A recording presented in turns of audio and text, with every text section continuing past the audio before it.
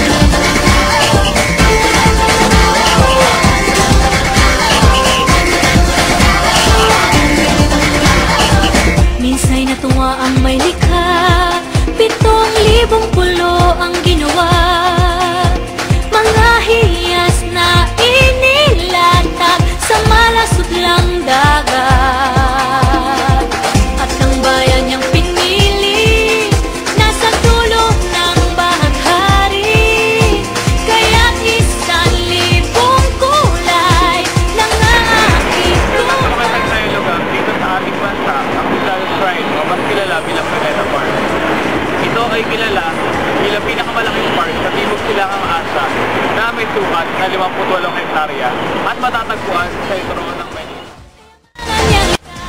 Pilingin mo ang Pilipinas.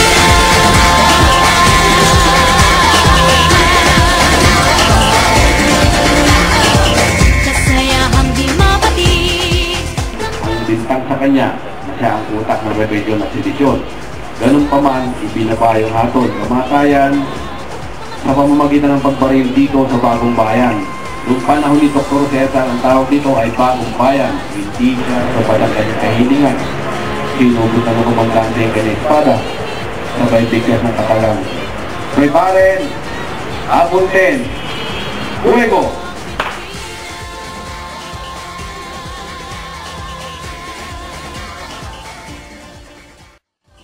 At ang ngiti ng may kapal, taglay ng bawat nilalang. May lambing na dumuduyan sa buong pagbirangay. Pilingin mo. Muros ay isa sa pinakamatandang struktura na ginawa ng panahon ng mga Kastila. Ito ay nilikha upang protektahan ang lungsod mula sa pagsakop o rebelyon sa pamahalaan ng Kastila. Ang Intramuros ay nangangahulugang lungsod sa loob o city within the wall. Ito ay proteksyon tulad ng mga pirata, mga impis sa baybayin ng Ang Intramuros ay tinatawag na World City na pinakamatandang syudad sa Maynila. Ang Intramuros ay hinango sa salitang Latin na intra at muros na nangangahulugang lungsod na nalilisip ng mga pader.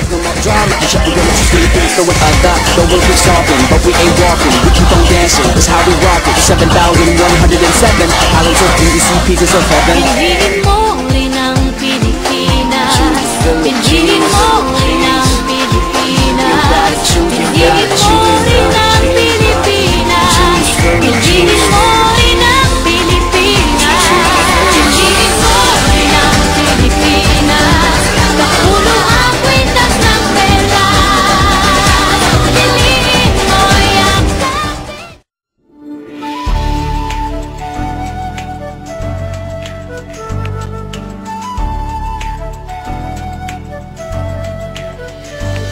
Ikaw ba'y nalulungkot, naiinip na babago? Ikaw ba'y napapagod? Araw-gabi, puro kayo. Buhay mo ba'y walang saysay, walang sigla, walang kulang? Ang simbahan ng Baraswain ay simbahan ng mga Romano-Katoliko na matatagpuan sa lungsod ng Malolos sa Bulacan. May layong 42 kilometro mula sa Kalakhang, Maynila. Ito ay ginagad mula sa simbahan ng Baraswain sa Navarra, Espanya. Halika, biyahe tayo nang ating makita ang ganda ng Pilipinas, ang galing ng Pilipino.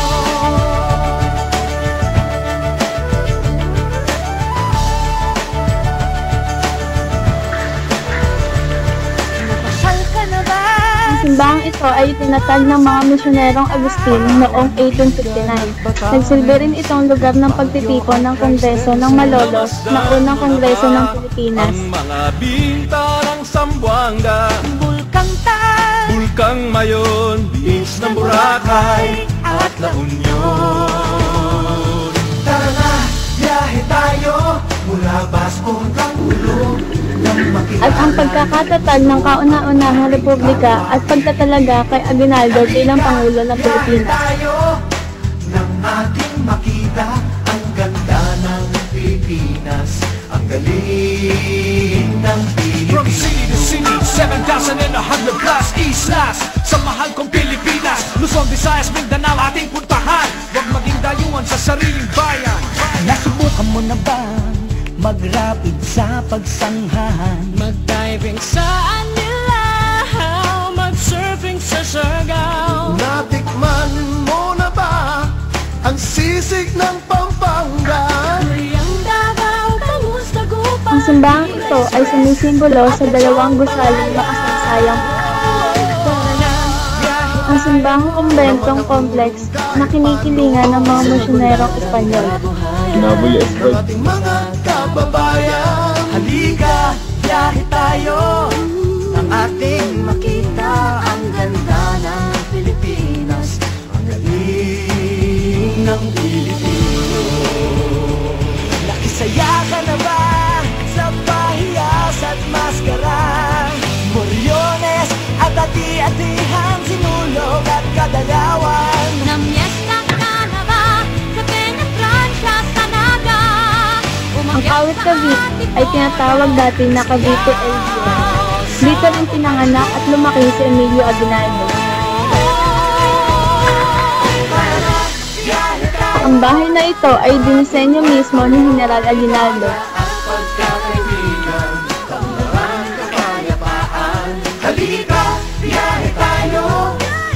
Sa balkonahe ng bahay, inihayag ni General Aguinaldo ang kalayaan ng Pilipinas noong 12 Hunyo 1898. Upang ating matamuligaya ang pagkakaibigan, kaunlaran, kapayapaan. Halika, biyahe tayo, nang ating makita ang ganda ng Pilipinas, ang galing ng Pilipino.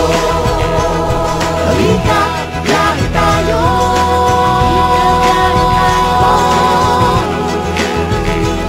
Halika, biyahe tayo.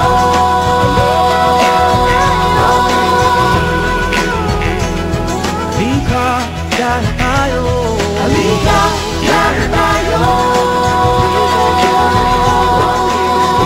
Ang personal na sasakyan ni General Aguinaldo na 1924 Packard Limousine. Biyahe tayo. At ang mahalagang kaganapan ay nang iniwagayway ang bandila ng Pilipinas at pagtugtog ng lupang hinirang. Ito ay ilan lamang sa kasaysayan ng ating bansa na ipinamana ng ating mga ninuno at bilang mamamayan ng bansang Pilipinas. Kailangan natin itong pahalagahan higit pa sa perlas sa karagatan at sa ginto sa kabundukan. Dahil ito ang nagpapakita kung gaano kayaman ang ating bansang Pilipinas.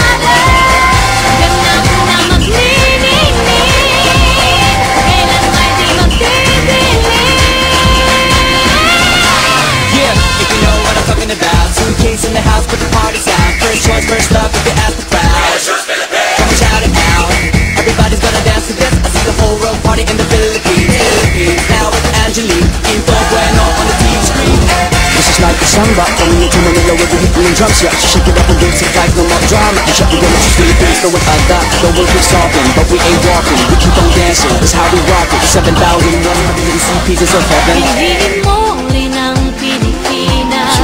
Pinili mo ng Pilipinas.